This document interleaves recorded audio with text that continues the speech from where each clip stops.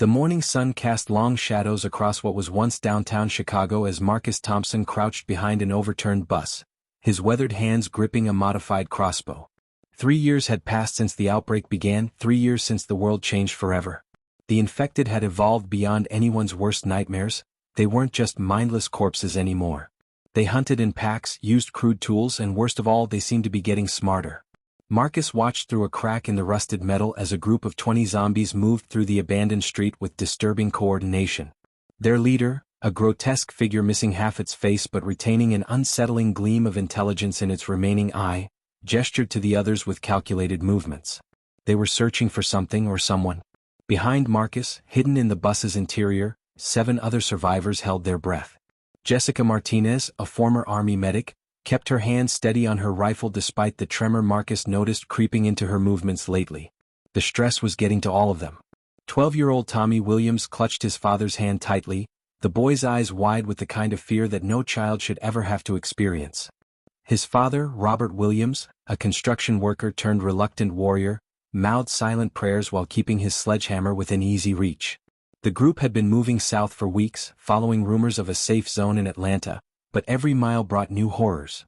The zombies weren't just surviving anymore, they were thriving, building crude shelters and establishing territories. Some survivors spoke in whispers of zombie settlements, organized communities of the undead that actively hunted the living. Dr. Elizabeth Harper, their group's scientist and former CDC researcher, had theories about the virus's evolution that kept everyone awake at night. She believed the infected retained fragments of memory and learning capability, making them far more dangerous than the shambling corpses from the early days. As the zombie pack moved closer, their guttural communication became audible, not quite human speech but definitely coordinated sounds with meaning. Marcus made eye contact with each survivor, using hand signals they perfected over months of running and hiding. The plan was simple: wait for the pack to pass, then make a break for the subway entrance 2 blocks north. But plans rarely survived contact with the enemy, especially when that enemy could think. The lead zombie suddenly stopped, its head tilting as if catching a scent.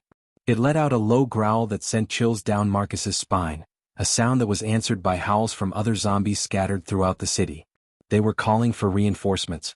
The hunt was beginning, and 43 survivors hiding in various locations across the dead city would soon discover that their hiding spots weren't as secure as they'd hoped. The zombie leader began moving directly toward their position, its remaining eye fixed on the bus with predatory focus. Marcus realized with growing horror that they'd been discovered, and worse, they were about to become part of a larger zombie strategy that stretched across multiple city blocks. The infected had laid a trap, using the morning sun and abandoned vehicles to funnel human survivors into predetermined killing zones. As the first zombie reached the bus and began tearing at the metal with enhanced strength, Marcus understood that this wasn't just another encounter, it was the beginning of a coordinated assault that would determine whether humans could still claim any part of America, or if the dead had finally achieved the dominion they seemed to crave. The sound of rending metal filled the air as Jessica raised her rifle, knowing that the first shot would signal the start of a battle that would echo across the wasteland that was once the United States. In that moment, with death closing in from all sides, the survivors faced the terrible realization that they weren't just fighting for their lives anymore, they were fighting for the very survival of humanity itself, against an enemy that grew stronger and smarter with each passing day. Story structure overview. The screech of tearing metal pierced the morning air as the zombies' claws ripped through the bus's exterior like paper. Marcus didn't hesitate. He fired his crossbow bolt directly into the creature's remaining eye, sending it stumbling backward with a howl that summoned every infected within a mile radius. "Move now," he shouted, kicking out the bus's rear emergency exit as Jessica opened fire on the advancing horde. The survivors poured out of their metal tomb into chaos, with Robert Williams swinging his sledgehammer in wide arcs to clear a path for his son Tommy.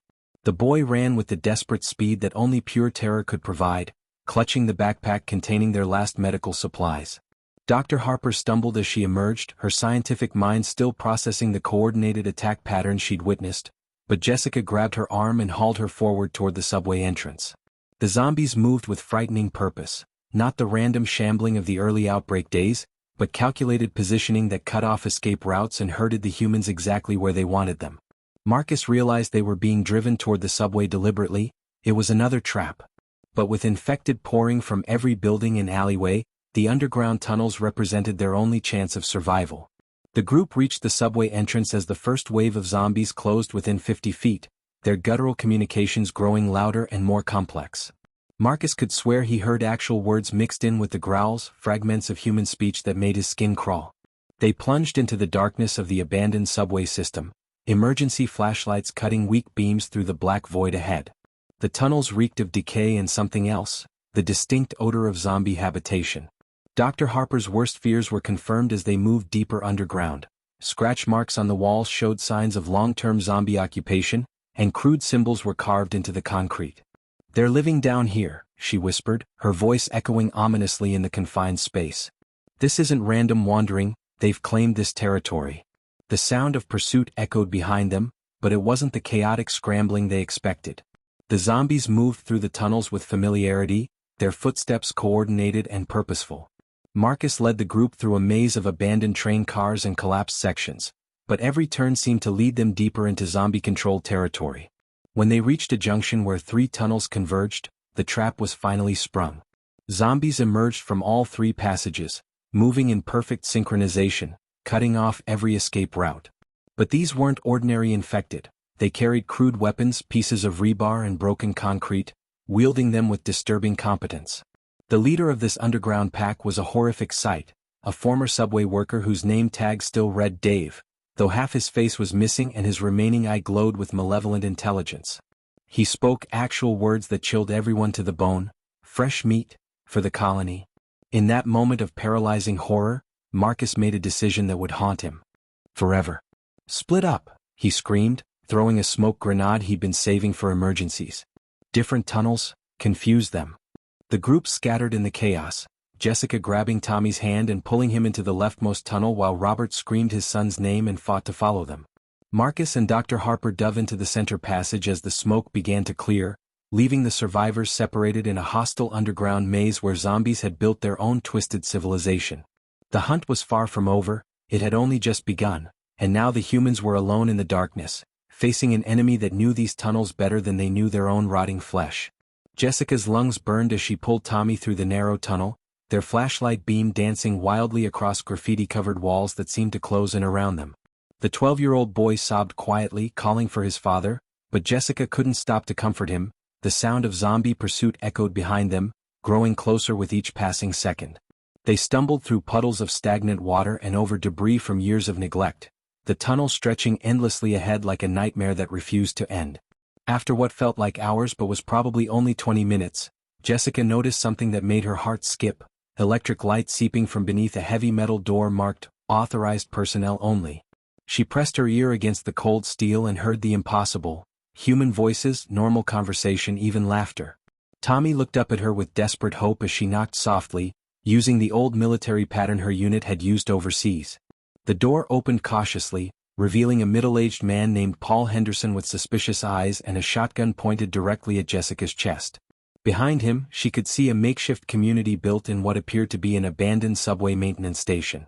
Nearly 30 people lived here, families with children, elderly survivors, all somehow thriving in this underground sanctuary while the world above had become a zombie wasteland. Paul reluctantly allowed them inside after Jessica proved she was military trained and Tommy's obvious youth convinced them he posed no threat. The community leader, a former city council member named Patricia Wells, explained their survival with disturbing pride.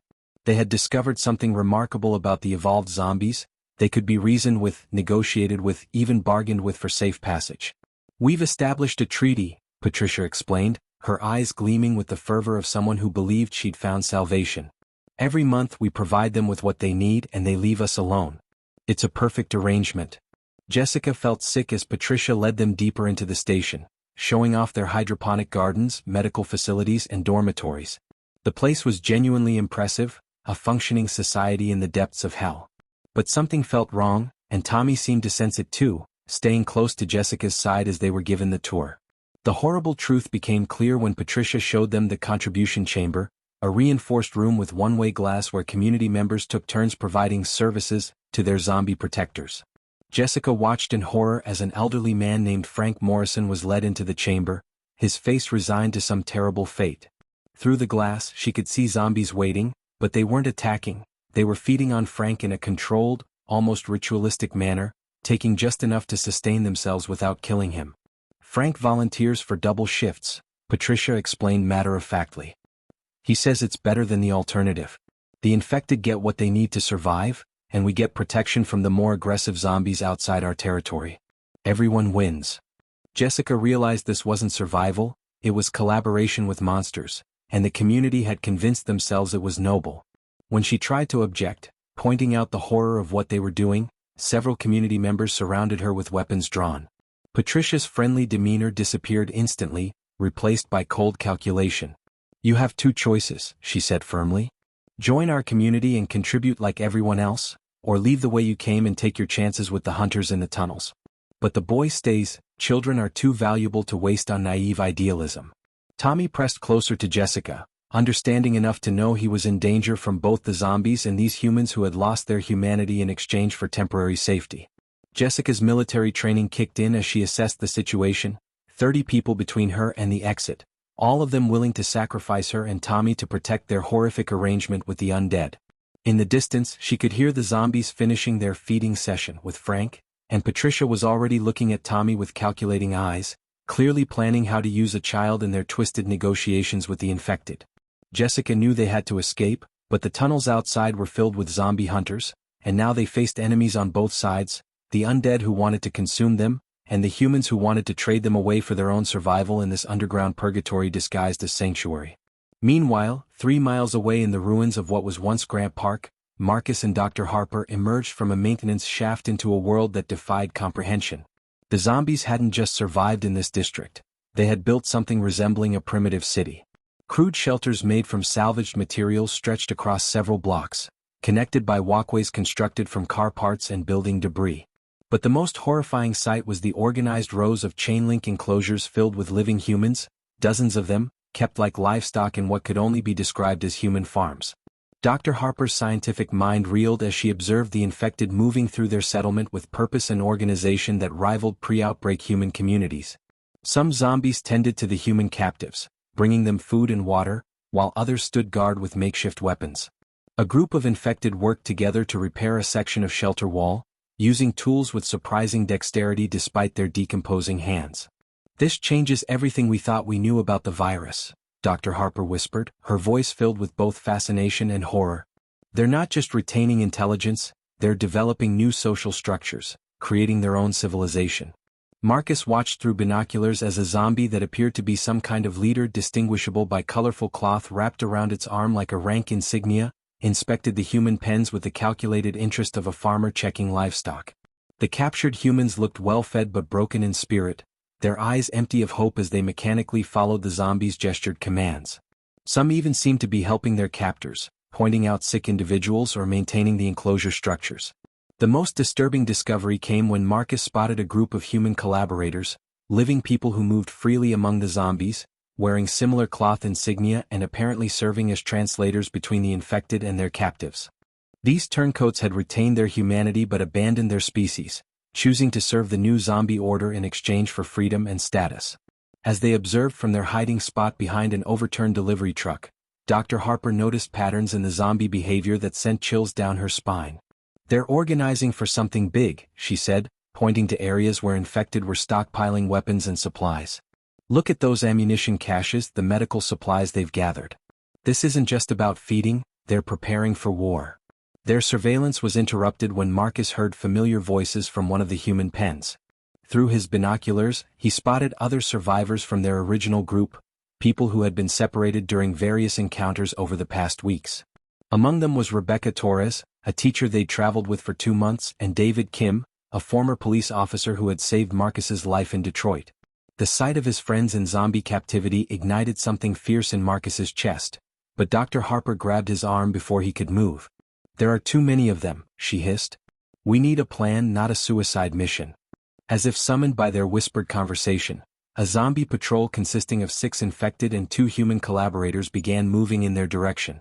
Marcus and Dr. Harper pressed themselves deeper into the shadows, but the lead zombie, a former construction worker whose hard hat still clung to his partially exposed skull, was following their scent with disturbing precision. The patrol moved methodically, checking every hiding spot with the patience of experienced hunters who knew their prey was nearby. Dr. Harper pulled out a small notebook and began frantically scribbling observations, understanding that this intelligence about zombie society could be crucial for human survival, if they lived long enough to share it. But as the patrol closed in on their position, Marcus realized they faced an impossible choice: attempt a desperate rescue of their captured friends and almost certainly die in the process, or abandon people they cared about to save themselves and the vital information Dr. Harper had gathered.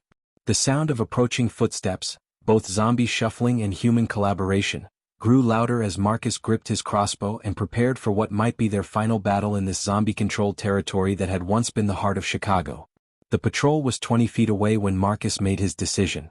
He fired his crossbow at the lead zombie's knee, sending the creature tumbling into its companions, then grabbed Dr. Harper's hand and sprinted toward the human pens.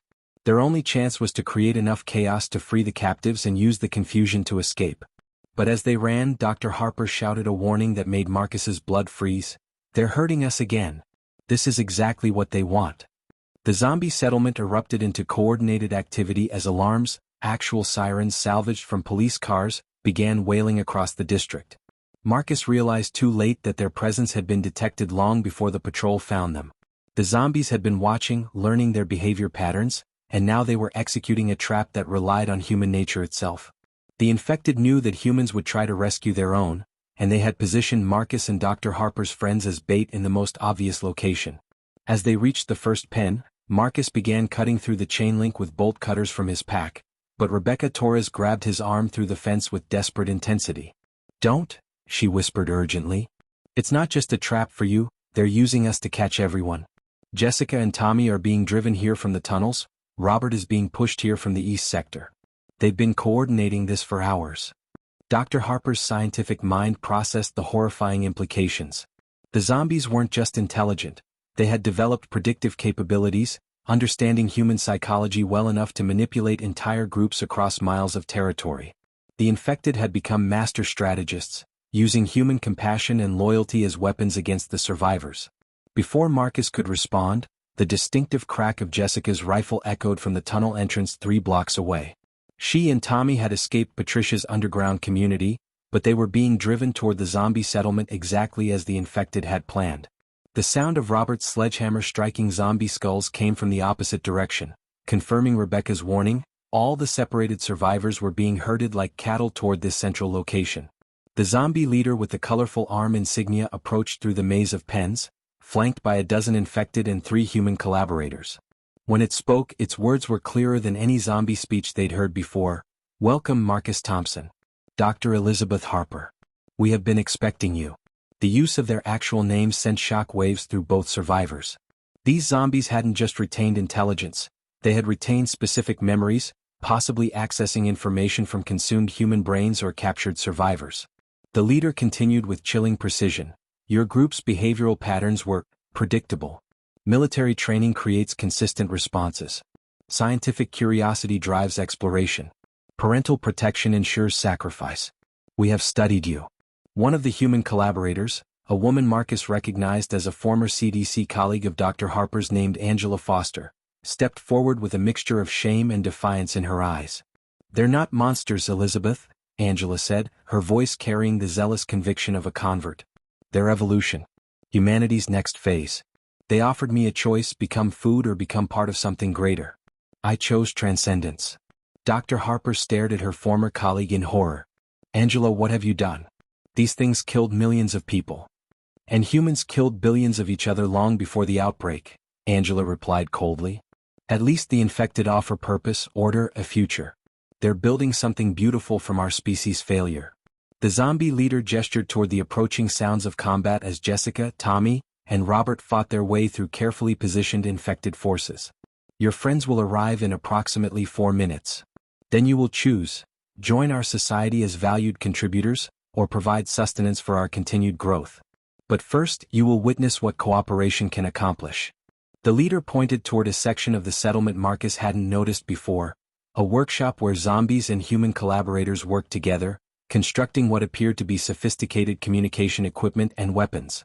The infected were preparing for something far beyond simple survival. They were organizing a campaign to claim not just Chicago, but the entire continent, and they wanted Marcus and his group to witness the birth of their new world order before deciding their fate. Jessica burst through the settlement's perimeter with Tommy clutched against her side, her rifle nearly empty and her military tactical vest torn from zombie claws. Robert Williams crashed through from the opposite direction seconds later, his sledgehammer dripping with infected blood, his eyes wild with the desperate fury of a father who had spent hours believing his son was dead. The reunion should have been joyful, but the zombie leader's calculated timing had orchestrated it as the opening act of humanity's potential surrender. "Dad!" Tommy screamed, breaking free from Jessica's protective grip to run toward his father, but the zombie leader raised one decomposing hand and the boy froze mid-step. The infected had trained him well during his brief captivity, even human children could learn to obey the new order. Dr. Harper's scientific mind cataloged every detail as the full scope of the zombie settlement became visible. This wasn't just a survival community, it was a staging ground for conquest. Infected workers operated radio equipment that crackled with communications from zombie settlements across the continent. Maps covered in red pins showed infected territories stretching from coast to coast, with human strongholds marked for systematic elimination. The most horrifying discovery was a makeshift command center where zombie generals infected who retained enough military knowledge to coordinate large-scale operations, planned attacks on major human settlements using actual strategic thinking. Angela Foster approached Dr. Harper with evangelical enthusiasm, gesturing toward the organized chaos around them. "Look what they've accomplished in just 3 years, Elizabeth." While human survivors fought each other for scraps, the infected built a continental network. They communicate across thousands of miles, share resources, coordinate military campaigns. They've achieved what humanity never could: true unity of purpose. Marcus counted the forces surrounding them. Over 200 zombies, 50 human collaborators, and defensive positions that would make escape impossible even if they could somehow fight their way out. But it was the distant sound that made his heart sink completely, the rumble of vehicles approaching from the south. Through binoculars, he could see a convoy of military trucks filled with human refugees, traveling toward what they believed was safety in Atlanta. The zombie leader followed Marcus's gaze and smiled with disturbing human-like satisfaction. "The Atlanta safe zone received our radio transmission 12 hours ago," it explained, its speech now almost completely clear. "We told them we were military units escorting survivors to safety. They opened their gates and welcomed us inside." The humans' trust in their own species became their greatest weakness. Dr. Harper felt the weight of complete defeat settling on her shoulders. If Atlanta had fallen to zombie infiltration, there were no safe zones left. The infected had been more successful than any human military campaign in history, using deception, psychological warfare, and humanity's own compassion against them. The convoy was now visible in the distance, dozens of vehicles carrying hundreds of unsuspecting refugees directly into zombie territory. Jessica raised her rifle toward the zombie leader, but found herself surrounded by human collaborators who moved to protect the infected commander. "You're aiming at the wrong target," one of them said sadly. "We're not the enemy anymore, we're the bridge between what humanity was and what it's becoming." Robert Williams clutched his son tighter, his construction worker's practical mind processing the impossibility of their situation. Every human settlement they'd heard about, Detroit, Miami, Denver, Seattle, had probably fallen to similar infiltration tactics. The zombies had won not through brute force, but through intelligence, planning, and the ultimate exploitation of human nature itself. The zombie leader gestured toward the approaching convoy with theatrical timing. "In 30 minutes, those refugees will arrive expecting salvation. Instead, they will witness the final lesson in the evolution of our species.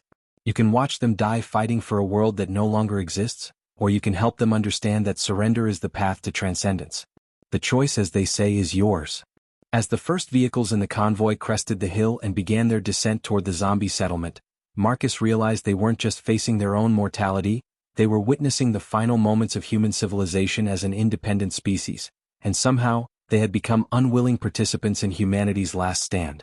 The convoy's lead vehicle rolled to a stop just 50 yards from the zombie settlement's hidden perimeter, and Marcus watched in horror as Captain James Rodriguez stepped out to survey what he believed was a secure staging area for refugees.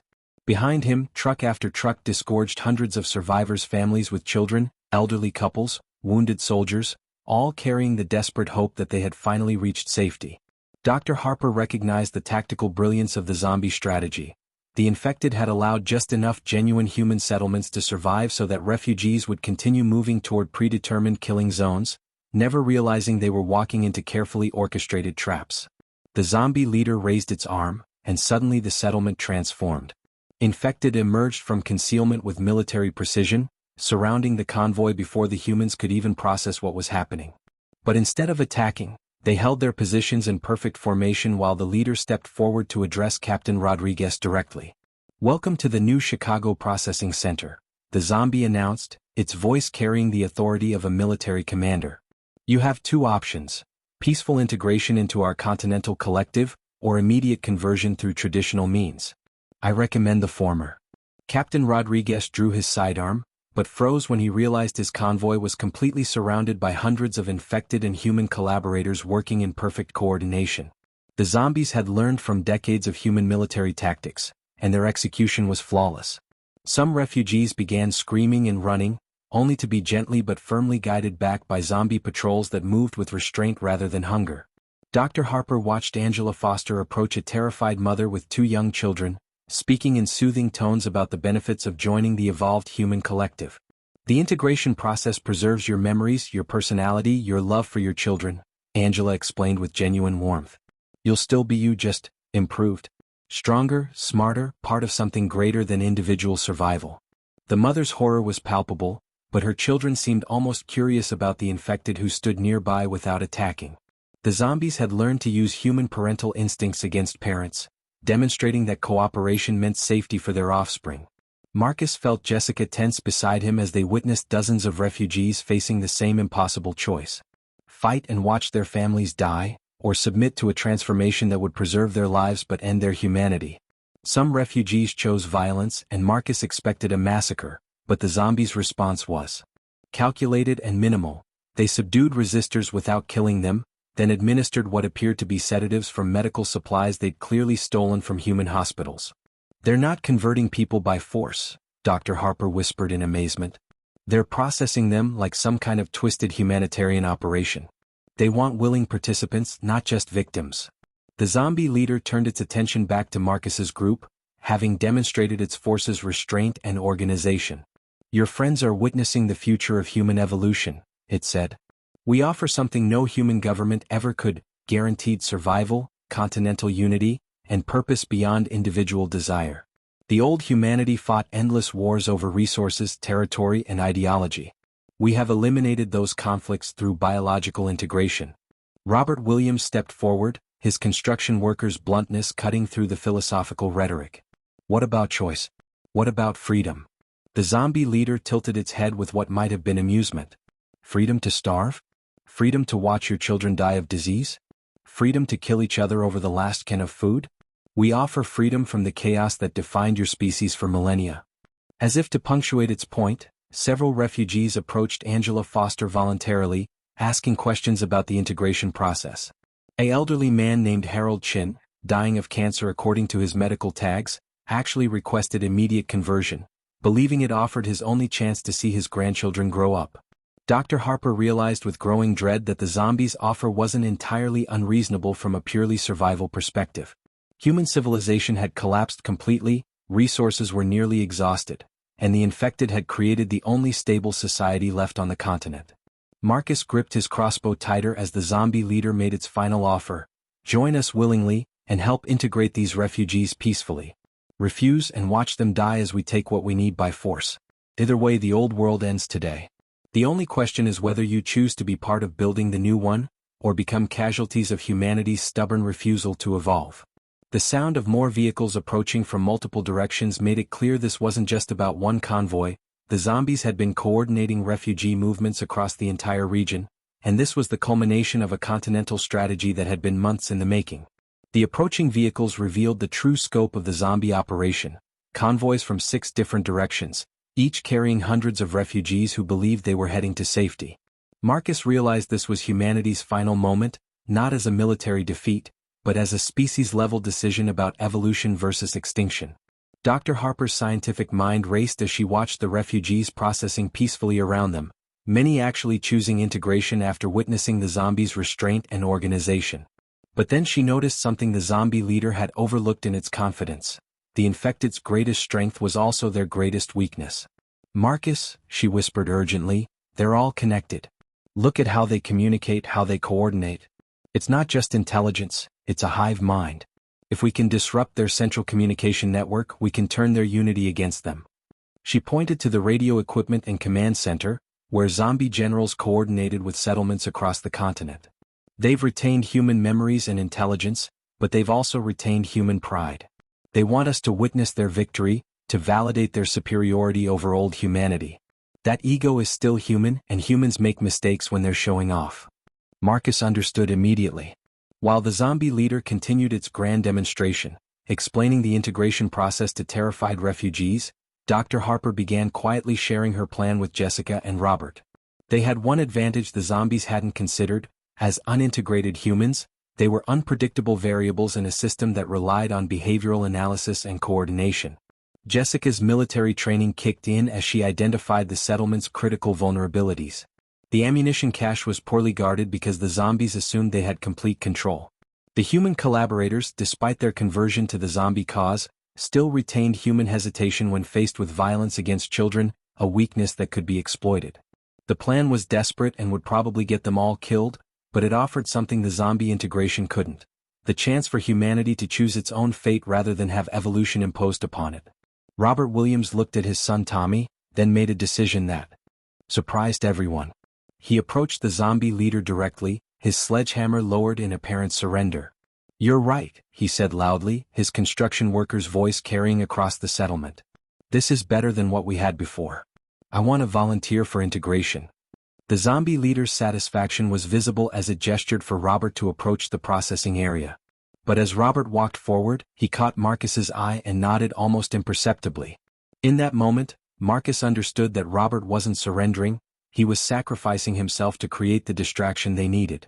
As Robert reached the integration area, he suddenly spun around and hurled his sledgehammer directly into the main radio array, destroying months of carefully coordinated communication in a shower of sparks and twisted metal. The zombie leader's roar of rage was echoed by infected across the settlement, but their coordinated response faltered as communication links severed. Dr. Harper and Jessica moved simultaneously, Jessica targeting the ammunition cache while Dr. Harper raced toward the command center to destroy the continental coordination maps and strategic plans. Marcus grabbed Tommy and began fighting toward the convoy vehicles, knowing they had only minutes before the zombies' superior numbers overwhelmed them. But something unexpected happened. As the zombie coordination network collapsed, some of the infected began exhibiting individual behavior patterns instead of hive mind unity. Confusion spread through their ranks as conflicting memories and retained human personalities began reasserting themselves without the collective consciousness to suppress them. Some zombies actually stopped attacking and began showing signs of internal conflict, their human memories warring with their infected programming. The battle became a chaotic melee of zombies fighting each other, human collaborators questioning their allegiances, and refugees seizing the opportunity to escape in the convoy vehicles. Marcus realized they hadn't just disrupted the zombies' immediate plans, they had potentially shattered the entire continental network by proving that the infected's unity was artificial and fragile. As they escaped in a stolen military truck with dozens of other refugees, Dr. Harper looked back at the burning settlement and understood that they had achieved something unprecedented. They hadn't defeated the zombies through superior firepower or strategy, but by forcing them to confront the fundamental contradiction in their evolution. They had retained human intelligence but also human flaws, and those flaws would eventually tear their perfect society apart from within. The war between humans and zombies would continue, but now it would be fought on more equal terms, with both species struggling to define what survival and evolution truly meant in a world where the old rules no longer applied.